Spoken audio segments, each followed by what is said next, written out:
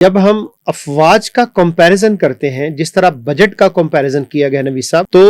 9 ارب dollar اور 78 ارب dollar, اور اسی طرح جو سعودی عرب کی بری فوج ہے وہ 75,000 75,000 ہے، اور پاکستان کی فوج ہے بری نوید صاحب دنیا کی چھٹی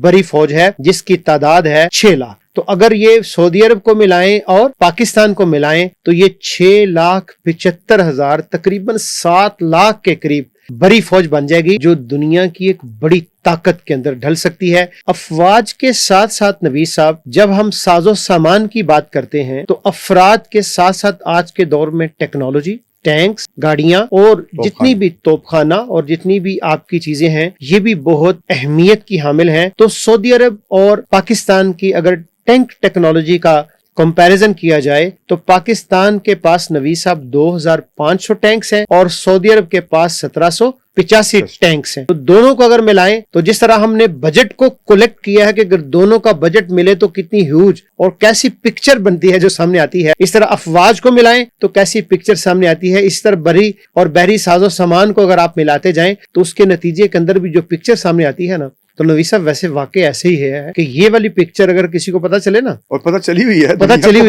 تو دنیا کو اچھا یار، مطلب دیکھو وہ کہتے ہیں جانے نہ جانے گل ہی نہ جانے، باغ تو سارا جانے ہے۔ اب اندازہ کریں نوید صاحب کہ 7 لاکھ فوج اگر اسپرٹ کے ساتھ، جذبے کے ساتھ دونوں قوموں کی موجود ہو اور پیچھے ایک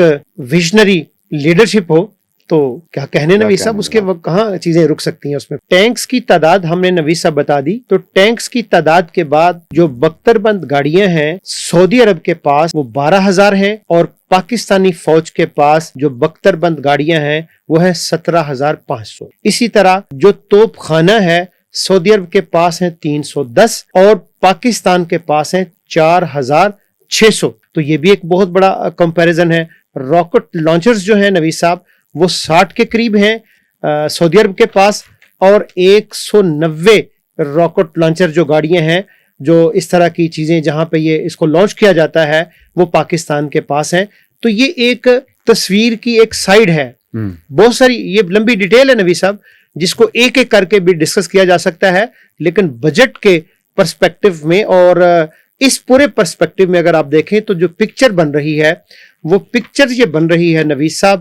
کہ دنیا کی بہت اپنے بجٹ کے اعتبار سے نوید صاحب، اپنے والیوم کے اعتبار سے، اپنے حجم کے اعتبار سے، ہر اعتبار سے یہ ایسی ایک دفاعی حصار بن رہا ہے نوید صاحب کہ جس کو چیلنج کرنا، جس کی طرف گولی ڈال کے دیکھنا ممکن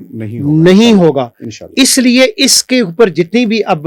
دنیا بات کر رہی ہے، اس کے اوپر لکھا جا رہا ہے، اس کے اوپر ڈیبیٹ ہو رہی ہے، اس کے اوپر ڈسکشنز جاری ہے، تو بنیادی طور پہ یہ جو کمپیریزن ہم نے کیا، آپ اندازہ لگا لیں کہ جس طریقے سے یہ چیزیں ہوئی ہیں اور اس نے دنیا کے اوپر امپیکٹ ڈالا ہے، تو امید ہے نوید صاحب کہ آنے والے دور کے اندر یہ دونوں کنٹریز اپنے کولیبریشن کے ساتھ جب چلیں گے تو اس کے نتیجے کے اندر پاکستان کا دفاع، سعودی عرب کا دفاع، اور پاکستان اور سعودی عرب اور ان سے جڑی ہوئی جو اسلامک ورلڈ ہے نوید صاحب، اس کا ایک نقشہ اگر کوئی ویژولائز کرے، امیجن کرے، تخیل کرے کہ دنیا میں جو پاکستان کا مقام اور مرتبہ ہوگا، جس کے بارے میں دنیا نے سوچا تھا، پاکستان بناتے وقت بھی کچھ لوگوں کے ذہن میں تھا، تو اب وہ بالکل واضح طور پہ آ جاتا ہے کہ یہ دنیا کے اندر طاقت ہے جو بن چکی ہے، مارز وجود کے اندر نبی صاحب اس وقت آ چکی ہے۔ یہ ہے اصل میں اس وقت کی بہت بڑی اچیومنٹ جو پاکستان حاصل کر چکا ہے۔